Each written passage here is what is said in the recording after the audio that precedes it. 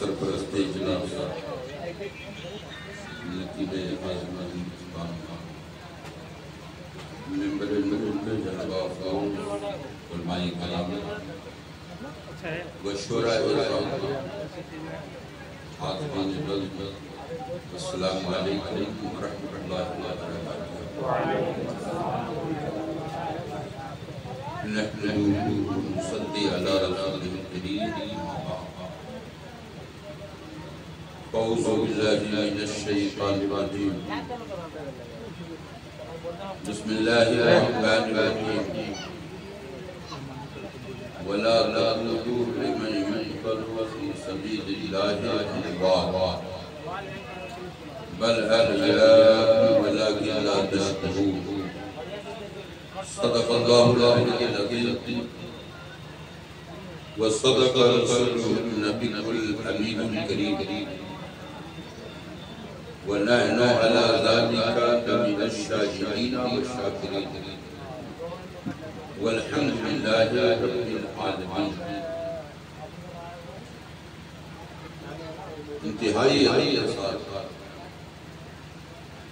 ہم آپ سب مل کر جی لگا کر درود پاک پڑھنے اللہم صلی علی سیدنا و شفیعنا و مولانا محمد مبارک وسلم علیہ صلاۃ و سلام علیک یا رسول اللہ صلی اللہ علیہ وسلم. حضرات گرامی، یہ ہماری آپ کی عزت کی مشترکہ خوش نصیبی ہے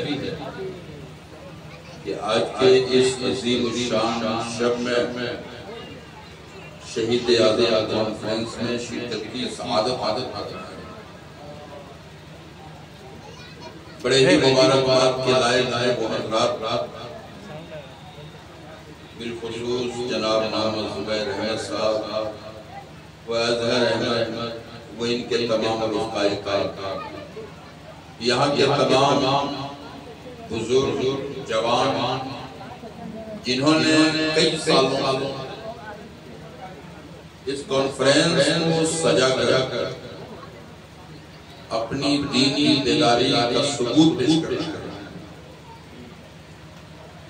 اللہ پاک ہم سب کو شہید اعظم کانفرنس کی شرکت کی سعادتوں سے مستفیض فرمائے اور کربلا والے آقا کا فیض ہم سب میں جاری ساری عطا فرمائے. جس دور فتن میں ہم لوگ اپنی زندگی بسر کر رہے ہیں، ہر انسان حساس عقل و خرد سے اپنی زندگی کو تقسیم کر رہا ہے. اللہ پاک نے ہمیں بھی آپ کو بھی ایمان کا وہ عظیم سرمایہ آیا ہے. ایمان کی عظیم دولت عطا ہے. وہ عظیم دولت اللہ ہے. اس کے سامنے نہ پیسے کی حقیقت، نہ جائیداد کی حقیقت، نہ مال کی حقیقت، نہ کسی دنیا کی عظیم سے عظیم شے کی حقیقت اس کے سامنے کچھ بھی نہیں جو اللہ پاک نے ہمیں آپ کو ایمان کی دولت عطا کی. اللہ رب العزت سے نازل اور فتنہ پرور ماحول ہے. ہم سب کو اپنے ایمان بچانے کی توفیق عطا فرمائے. سب سے نازل معاملہ اس وقت پہ یہ چل رہا ہے کہ آج ہمیں اپنی حقیقتوں کی شناخت اس کی لوگ ہم اپنے آپ کو پہچاننے میں مشتبہ کر رہے ہیں. ہم کس کو صحیح کہیں، ہم کسے غلط کہیں، یہ آج ہم لوگ اس میں بالکل سستی اور لاپرواہی سے کام لے رہے ہیں. آج بہت سارے لوگ ہیں جو اپنی شادیاں کرنے جاتے ہیں تو اپنے رشتے کی تلاش میں فکر مند ہیں. کچھ لوگ جن کے دلوں میں ایمان کی محبت ہے، بزرگوں کا اعتقاد ہے، اہل بیت کا پیار ہے، صحابہ کی محبت ہے، وہ متفکر ہیں کہ مناسب رشتہ مجھے مل جائے.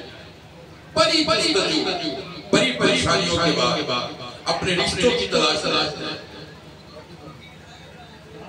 جنت طور پہ کچھ لوگ آج کی دنیا میں ایسے ہو گئے جو یہ اپنے خیال کی بنیاد، اپنے ذہن کی بنیاد پر یہ تصور کرتے ہیں کہ وہ بھی مسلمان ہیں، وہ کلمہ گو ہیں، وہ کلمہ پڑھنے والے ہیں، وہ لوگ بھی نماز پڑھتے ہیں، روزہ رکھتے ہیں، حج کرتے ہیں، زکات دیتے ہیں، اللہ و رسول کی تعریف کرتے ہیں، جس کی بنیاد پر انسان کو یہ پہچان مشکل بنتا ہے. اور یہ بڑا اہم معاملہ. بہت سارے لوگ اس معاملے میں رشتہ داری کو ترجیح دے کر رشتہ داری کو اول نمبر پہ فوقیت دیتے ہیں، جس کا نتیجہ کیا ہوتا ہے کہ بد مذہبوں سے رشتہ کرتا ہے، بد عقیدوں کی یہاں شادی کرتے ہیں. آپ کو معلوم ہوگا حضور مفتی اعظم ہند شہزادہ اعلی اچھے رضا، پیارے رضا، ہم سب کے رضا سیدی سرکار اعلی حضرت امام احمد ہر فاضل بریلوی، ان کی بارگاہ میں ایک شخص نے کہا حضور ایک فلانا ڈاکٹر بہت اچھا ہے، بہت اچھا، آپ اس سے اپنے مرض کی تشخیص کرا. جب حضور مفتی اعظم ہند کو یہ کہا گیا تو حضور مفتی اعظم ہند نے اس شخص سے کہا اچھا یہ بتلاؤ کیا وہ کلمہ گو ہے، وہ ایمان رکھنے والا ہے؟ لوگوں نے کہا حضور وہ کرسچن ہے. حضور مفتی اعظم ہند فرماتے ہیں ابھی تم نے ان کے لیے اچھا کیسے کہا، ان کے لیے اچھا اور کیسے تم نے بول دیا، یہ لفظ ان کے لیے کیسے تم نے استعمال کیا؟ اگر وہ اچھا ہوتا، اگر وہ صحیح ہوتا تو سب سے پہلے وہ نبی کا کلمہ پڑھ کر ایمان لیا. یہ بریلی کی چٹائی سے اعلیٰ حضرت کے شہزادے حضور مفتی اعظم ہند نے ایک ذہن دیا اور خیال دیا کہ اچھا اگر ہوتا تو اپنے دلوں میں اسلام کا چراغ روشن ہو جاتا. البتہ اگر وہ ڈاکٹر تجربہ کار ہے، فنکار ہے، تم اتنا کہہ سکتے ہو کہ بہت بہت نالج اس کا اچھا ہے، بیماری جلد پہچان لیتا ہے، بیماری کی شناخت بہتر کرتا ہے، اتنا کہہ سکتے تھے. اچھا نہیں کہہ سکتے، اچھا وہی ہوتا ہے جس کے دل میں نبی کا پیار ہوتا ہے، صحابہ کی محبت ہوتی ہے، اہل بیت کی عقیدت، بزرگوں کا اعتماد ہوا کرتا ہے، وہ اچھا ہوتا ہے. آج ہمارے ذہن میں عام طور پہ آج ہمارے ماحول میں یہ باتیں چل رہی ہیں، جبکہ بحمدہ تعالیٰ ہم لوگ سرکار سرکاہی کے سائے چھت میں رہتے ہیں. سرکار سرکاہی کا نعرہ بھی لگتا ہے، گلی گلی جگہ جگہ سرکار سرکاہی کے نام کی جلسے اور کنفرنسوں کا انعقاد ہے. اور بحمدہ تعالیٰ ویشالی مظفرپور کے رہنے والے وہ مدھیہ پردیش میں رہتے ہیں، چھتیس گڑھ رہتے ہیں، بمبئی رہتے ہیں، مہاراشٹر رہتے ہیں، گجرات رہتے ہیں، جو جہاں رہتا ہے وہی سرکار سرکاہی کے نام کا ڈنکا بجاتا ہے اور ان کے نام کا جلسہ سجاتا ہے. لیکن حضرات آج ہمیں سمجھنے کی ضرورت ہے کہ صرف نام سے نہیں، صرف اپنے زبان پر ان کے نعرے لگانے سے نہیں، بلکہ ان کا کردار ہمارے دل میں ہونا چاہیے، ان کی عقیدت ہونی چاہیے، ان کی سیرت ہونی چاہیے، ان کی ہونی چاہیے. ہم جہاں چلے ہمارے ذہن و فکر سے، ہمارے عمل سے، ہمارے کردار سے پتہ چلے کہ یہ مظفرپور ویشالی کا رہنے والا سرکار سرکاہی کا دیوانہ. ہمارے عمل سے اس کا اظہار، ہمارے طریقے سے اس کا اظہار، ہمارے لوگوں اس بات کا ثبوت ملے کہ یہ سرکار سرکاہی کا سرکار سرکاہی کے ساتھ کیسی گزری، جو پوری زندگی آج ہم لوگ تو سرکار سرکاہی کے نام سے ان کی محبتوں کا دیا جلا، لیکن سرکار سرکاری نے جو کام کیا اور جتنی محنتیں ان کی ہوئی یہ ان کی محنت کا ثمرہ ہے کہ آج یہ جلسے دکھائی دیتے ہیں، آج یہ کانفرنس ہمارے علاقے میں یا ہم لوگ اپنی نظروں سے ملاحظہ کر رہے ہیں، یہ سرکار سرکاری کی بھولی ہوئی کرامت، وہ دور وہ زمانہ وہ وقت تھا کہ گلی گلی سرکار سرکاری بیل گاڑی سے سفر کرتے، ٹائر گاڑی سے چلتے، آج لوگ چار چکا سے، ہوائی جہاز سے، ٹرینوں سے، first class train, first class کے ڈبے کا ٹرین کا ٹکٹ کر کے سفر کرتے ہیں، لیکن وہ کمال اور وہ خوبیاں ہمیں نہیں مل پاتی جو سرکار سرکاری نے سادھارن زندگی میں سائیکل چلا کر، پیدل چل کر، ٹانگا گھٹا سے سواری کریے لوگوں کو دین کا پیغام دیا تھا، دین کا درد رکھا تھا، دین کی محبت رکھی تھی کہ قوم کے دلوں میں دین چراغ کیسے روشن ہوگا، دین کا پیار کیسے آئے گا، دینی شعور کیسے بیدار ہوگا، کہ سرکار سرکاری کا نیچر تھا کہ قوم کا بچہ دیندار بن جائے، قوم کا بچہ پرہیزگار بن جائے، قوم کا بچہ اسلام اپنے آپ کو آراستہ کر لے، تاکہ دنیا یہ کہے کہ اگر راستے پہ چل رہا ہو، گلیوں سے گزر رہا ہو، مجمع میں جا رہا ہو، کسی جناب میں جا رہا ہو، تو دنیا دیکھ کے کہے یہ دیوانے حسین سے جان یہ سرکار سرکاری نے اپنے قول و فعل اور عمل سے انسان کو زندگی کو یہ اچھا اور اچھوتا پیغام دیا۔ میرے پیارے دین بھائیو، اتنی محنت ہے سرکار سرکاری کا، لیکن آج اس دنیا میں ماحول کے تحت ہم اپنی حقیقت کو رکھ رہے ہیں، ہم اپنی پہچان کو بھول رہے ہیں، ہم اپنی شناخت کو کھو رہے ہیں۔ آج کے اس نازک وقت میں ہمیں ضرورت ہے سمجھنے کی، آج اگر کربلا والوں کا پیار ہے، کربلا والوں کی محبت ہے، کربلا والوں کا اگر سچا آپ کے دل میں پیار ہے تو یہ چیز یاد رکھیں۔ رسول اللہ نے فرمایا اصحابی کالنجوم، میرے صحابہ مثل ستارے کا، میرے صحابہ مثل ستارے کا، اور اللہ کے رسول نے فرمایا میرے صحابہ مثل ستارے کا ہیں، جن کی بھی تم ابتدا کر لو ہدایت یافتہ ہو جاؤ۔ یہ رسول اللہ نے فرمایا ہر صحابی ہدایت یافتہ ہے، رسول اللہ نے فرمایا جس کی ابتدا کر لو ہدایت یافتہ ہو جاؤ۔ اور اللہ کے رسول صلی اللہ علیہ وسلم نے اپنے اہل بیت کے بارے میں ارشاد فرمایا، میرے اہل بیت میں مثال، میرے اہل بیت سے کون لوگ مراد؟ حضرت علی، فاطمہ، حسن، حسین، ان کے بارے میں سرکار نے فرمایا کہ یہ میرے اہل بیت۔ میرے اہل بیت کی مثال نوح علیہ السلام کے کشتی کی طرح، نوح علیہ السلام کے کشتی کی طرح، کہ نوح علیہ السلام کے زمانے میں جو طوفان نوح میں کشتی تیار ہوئی، من رکھ رہا جو لوگ اس کشتی میں سوار ہو گئے وہ نجات پا گئے، وہ کامیاب ہو گئے، اور جو لوگ کشتی میں سوار نہ ہو سکے وہ لوگ ہلاک و برباد ہو گئے۔ اللہ کے رسول نے ہمیں صحابہ سے بھی پیار کا حکم عطا فرمایا اور اپنے اہل بیت سے محبتوں کا بھی پیغام عطا فرمایا۔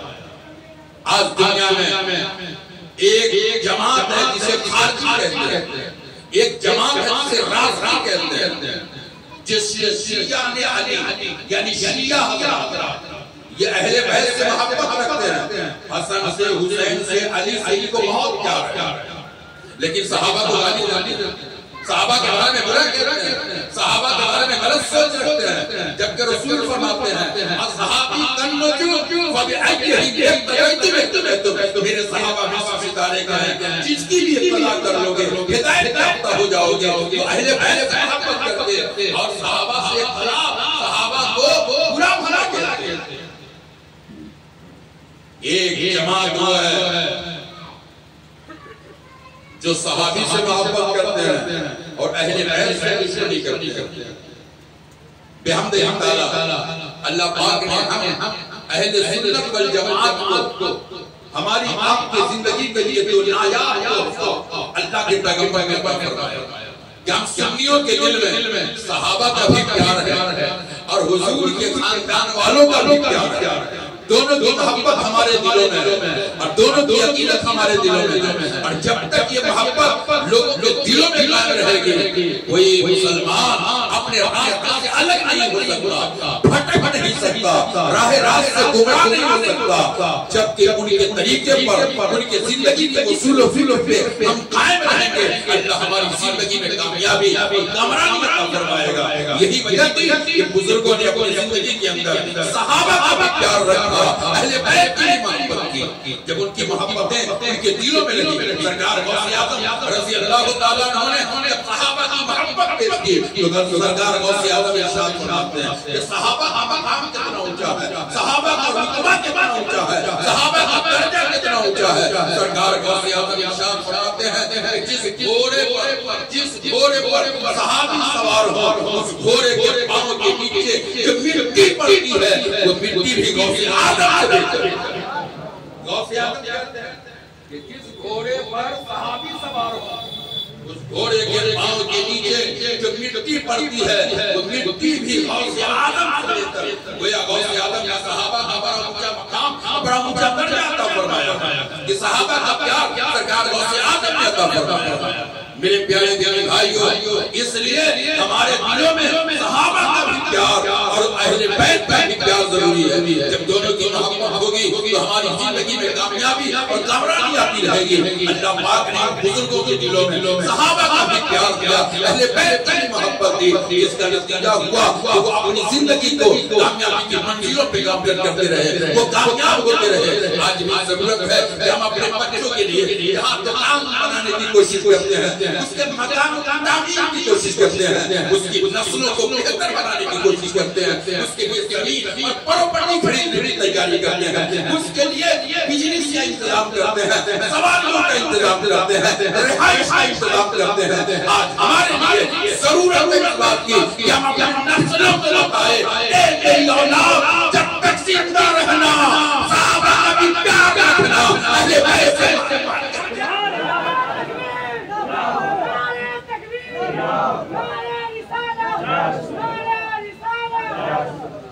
دونوں کی محبت تمہارے دلوں میں ضروری ہے. اور کبھی تمہارے ذہن میں اگر کسی کا خیال میں فرق آ جائے, سوچ میں فرق آ جائے, اس سے تعلق مت کر, اس سے دوستی مت بنانا, اس سے کمپرمائز مت کرنا.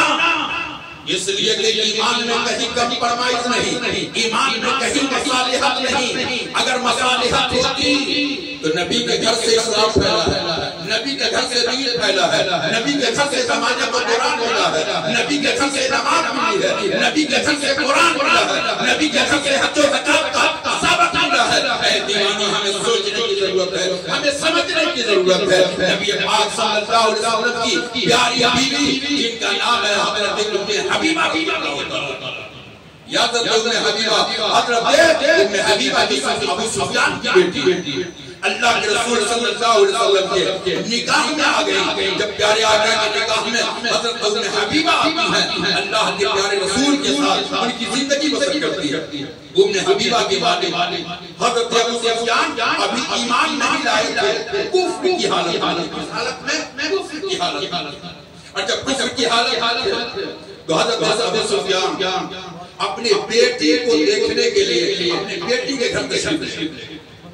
بیٹی کی نگاہ پڑی, بیٹی نے کھڑکی کے جھروں سے دیکھا کہ میرے والد ابو سفیان آنا.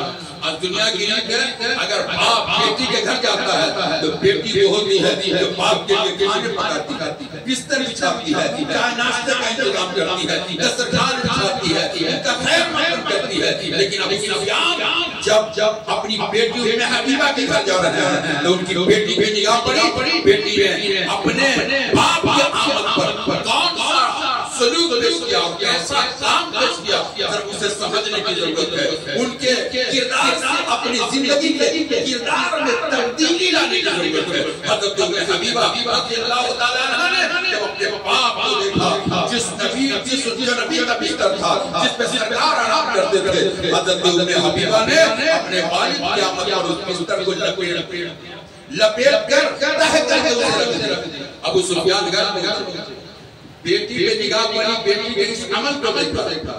حضرت ابو سفیان کہتے ہیں میری پیاری بیٹی آج تمہارے اس کردار کو دیکھنے کے بعد بڑی حیرت ہوتی.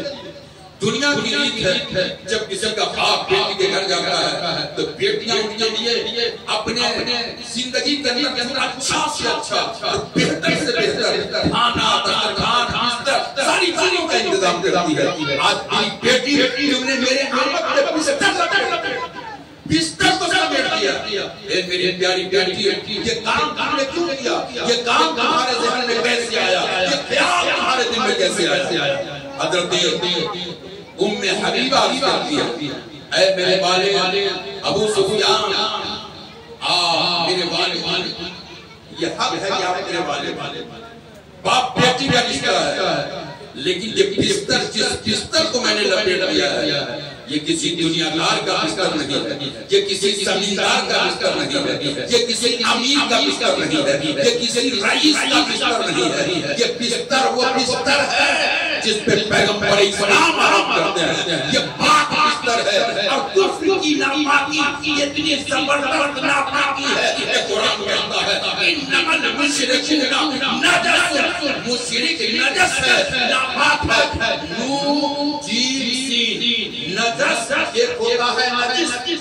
دونوں چیزوں کو ذہن میں رکھیں، ایک نجس اور ایک نجس. قرآن کہتا ہے انما المشرکون نجس. قرآن کہتا ہے مشرک نجس ہے.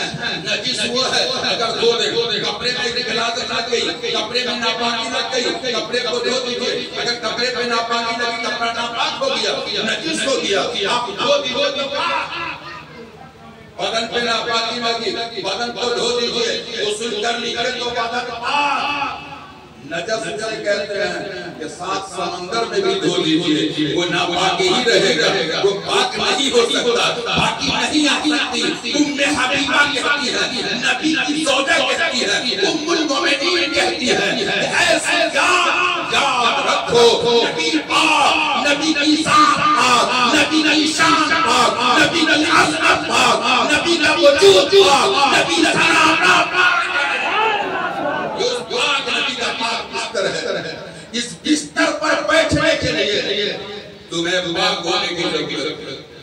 اور اب تک تم ناپاک ہو، تیرا وجود ناپاک ہے. اب اس نجس کو پاک کرنے کی ضرورت. اس کی پاکی کی کون صورت ہے؟ اگر کپڑے ناپاک ہو تو پانی سے دھو دیں، صابن صرف کا استعمال کریں کپڑا صاف ہو جائے گا. لیکن جو کفر و شرک کی نجاست ہے وہ صابن سے پاک نہیں ہوگا، وہ پانی سے پاک نہیں ہوگا، وہ صرف سے پاک نہیں ہوگا. گلاب جب سے دھو دیجئے پھر پاک نہ ہوگا. اس کی پاکی کے لیے سب سے اہم ضرورت ہے کہ اس کو پاک بنانے کے لیے نبی کا دل سے کلمہ پڑھ کے اپنے ہردے کو اسلام سے آراستہ کر لے. جب نبی کا کلمہ پڑھ لے گا تو تن بھی پاک.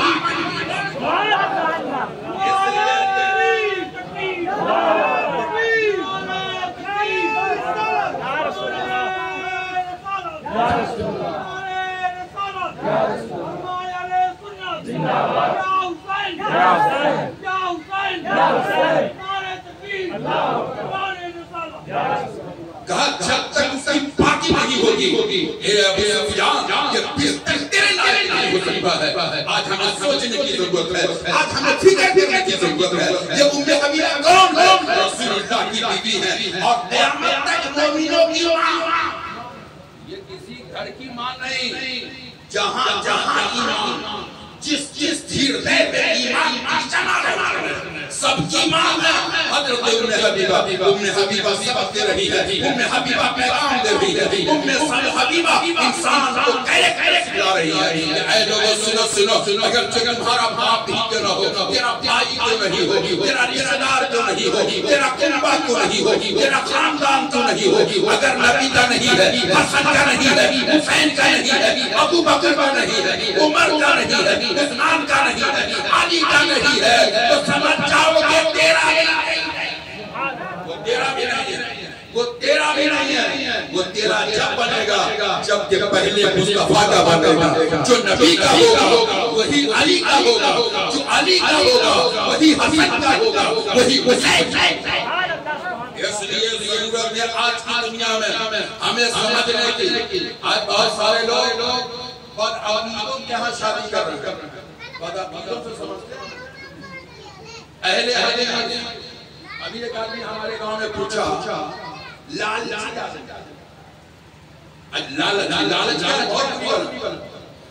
تمام دور شیخ شادی فرماتے ہیں لالچ سے دور کر.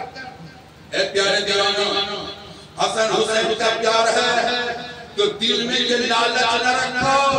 اس دل میں جگہ دو حسن کو, جگہ دو حسین کے کردار کو, نبی کے لائے ہوئے دین کو دلوں میں بسانے کی کوشش کرو. اس لیے کہ جب تک یہ دلوں میں رہے گا انشاءاللہ تعالیٰ دنیا کیا دے سکتی ہے. چند پیسے سے آپ کو کیا ہو سکتا ہے. کسی کا 10 لاکھ روپیہ دینے سے, کسی کا 30 لاکھ روپیہ دینے سے کسی کا گھر نہیں بن سکتا ہے. لیکن یاد رکھیں ہمارے سینے میں مصطفیٰ کا پیار رہے گا. زمین پر رہیں گے آباد رہیں گے, مر جائیں گے قبر میں کامیاب رہیں گے. اس لیے ضرورت ہے ہمیں دین سمجھنے کی. ضرورت ہے اپنے مذہب. اس لالچی شخص نے کہا آپ بتلائیں اہل حدیث اور دیوبندی میں فرق کیا. وہابی میں کیا فرق ہے, دیوبندی میں کیا فرق ہے. گویا اس کا مشن یہ تھا کہ اہل حدیث پہ عمل کرتے ہیں, رفع یدین کرتے ہیں, زور سے آمین کہتے ہیں. یہ اس کی پہچان.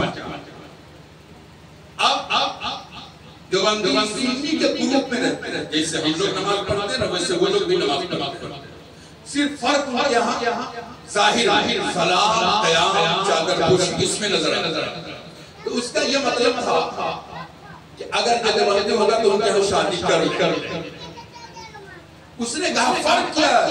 میں نے کہا اگر آپ مجھ سے فرق پوچھا ہے تو آپ سے میں پوچھنا چاہتا ہوں کہ پیشاب میں اور پیخانہ میں پیشاب میں اور پیخانہ میں فرق کیا ہے. جب اس کو میں نے کہا کہ وہ چپی ہو گئی, اس بات کچھ بلائی کہا بس اتنا ہی سے نہیں سمجھ جاؤ کہ فرق کیا ہے. آج ہمیں ضرورت ہے اپنے مذہب کو سمجھنے کی. آج ضرورت ہے ہمیں اپنے دین کو سمجھنے کی. آپ خوب اچھی طرح یاد رکھنا اس مذہب اسلام کی حقانیت کے دلیل اولیاء کرام, اس دین کی حقانیت کی پہچان ہے بزرگان کی. اس لیے کہ بزرگوں نے رسول اللہ کی سیرت اپنائی, رسول اللہ کا کردار اپنایا اور زمانے کو سکھا اور پیغام دیا. جب نبی کا کلمہ پڑھنے والا دیوانے اللہ کا ولی اتنا اچھا ہے تو جس نبی کا کلمہ پڑھا ہوگا وہ پیغمبر کیسے ہے. ولی کو دیکھ کر نبی کی عظمت کا پتہ چلتا ہے اور نبی کی حقیقت سمجھ کر رب کی ذات کا پتہ چلتا ہے. اے دیوانوں اپنی حقیقت کو سمجھو. ولیوں کی زندگی سے اللہ تعالیٰ نے ولیوں کو کیا مقام عطا فرمایا ہے, ولیوں کو کیا درجہ عطا فرمایا ہے. یہی وجہ ہے کہ بزرگان دین نے اپنے کردار سے, اپنے عمل سے, اپنے اصول سے, اپنے ذات سے, اپنے کردار کا آئینہ میں لوگوں کو اسلام کا چراغ لوگوں کے سامنے چلا کر اسلام کا آئینہ اٹھایا تھا. اے لوگوں اگر دین سمجھنا ہو تو بزرگوں کی زندگی کو دیکھو, دین سمجھنا ہو تو ولیوں کا طریقہ دیکھو. یہ اللہ والے وہ ہیں جنہوں نے اپنی پوری زندگی رسول اللہ کی عملی تصویر بن کر زمانے میں زندگی گزاری ہے اور ایسی زندگی گزاری ہے جن کی زندگی دیکھنے کے بعد لوگوں کو جینے کا سلیقہ, جینے کا شعور پیدا ہوتا ہے. اس لیے میرے پیارے دینی بھائیوں آج ضرورت ہے جب بھی ہم اپنے بیٹا اور بیٹی کا رشتہ تلاش کرتے ہیں توجہ کے ساتھ کربلا کے پیغام کو اپنے دلوں میں, نفسوں میں, راگوں میں, یہ حلق سے اوپر نہیں, حلق کے اندر دل کے لحاظ آنے. آج بہت سارے لوگ جلسہ خود کراتے تھے لیکن آج وہ بدعقیدہ ہو, بد مذہب ہو گئے. آج ان کے گھر ولیوں کے نام کا کوئی فاتحہ نہیں, کوئی نیاز نہیں. کیوں؟ بدعقیدہ پھیل گمراہی رہ گئے. اس لیے یاد رکھنے کی ضرورت ہے صرف جلسوں سے کامیابی اس وقت تک نہیں آئے گی جب تک کہ ہمارے ذہن و فکر میں صحیح دین سمجھنے کا خیال نہیں.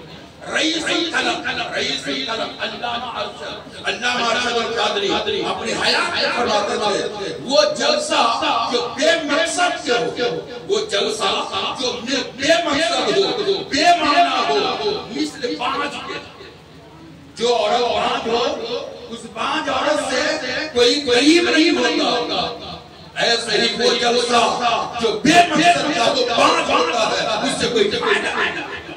ضرورت ہے آج ہم اپنے گھروں، اپنے دروازوں، محلوں میں جلسوں کا انتظام کریں، لیکن جلسے کا مقصد رہے کہ ہم وہ چیز سیکھیں، وہ جانیں جو ہمیں معلوم نہیں ہے، ہماری زندگی میں، ہماری سوسائٹی میں انقلاب آئے، تاکہ ہمیں پتہ چلے جو سرکار سرکاری نے کام کیا تھا، جو بڑی لکھے نے کام کیا تھا، جو مفتی اعظم نے کام کیا تھا، جو محدث اعظم نے پیغام کیا تھا، وہ پیغام پہ ہم قائم رہے اور ہم اتنے قائم رہے، اتنے ٹائٹ رہے کہ دنیا دیکھ کے کہے کہ یہ اہل سنت والجماعت کا پیروکار ہے، یہاں پہ اگر کوئی فرق مارے گا تو وہاں اجازت نہیں ملتی ہے۔ اس لیے ہمیں آپ کو اپنے مسلک مشرق کو پہچان کر اپنی زندگی گزارنے کی ضرورت ہے۔ میرے پیارے دینی بھائیوں، اخیر پیغام آپ کے ضرور کے حوالے کرنا چاہوں، یہ بہت مشہور ہے۔